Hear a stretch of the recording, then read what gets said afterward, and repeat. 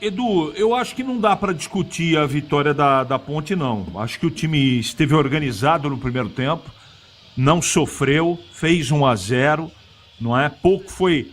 Eu não me lembro do Roger Williams ter narrado o nome do Diogo no primeiro tempo. Então, no segundo tempo, com as mexidas obrigatórias ou não, o treinador está conhecendo o grupo ainda.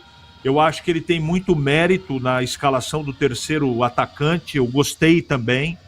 Ele teve muito mérito de colocar o garoto no jogo. Acho que é isso que a Ponte precisa, porque não pode ter medo de colocar garoto. Tem que colocar mesmo para jogar.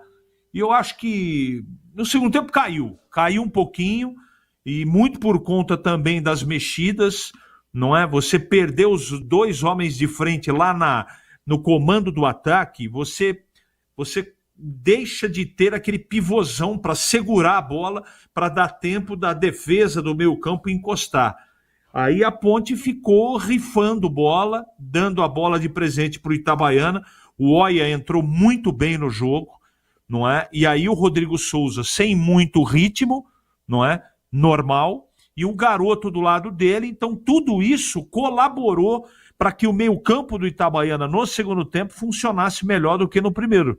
Por isso a Ponte terminou com dificuldade. Nesse momento, e eu vou relembrar o que eu comentei antes do jogo, o mais importante era a vitória, porque a Ponte precisa daqui para frente de paz, de tranquilidade.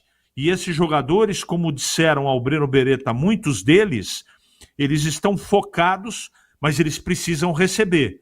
Eu espero que no dia 21, conforme prometido, a Ponte consiga pagar os seus jogadores, para daí entrar na próxima fase com mais tranquilidade e mais tempo para o Marcelo Fernandes executar o seu trabalho. Eu gostei do primeiro tempo, segundo tempo não gostei, mas não dá para contestar, para mim pelo menos, a vitória da Ponte por 1-0, Edu.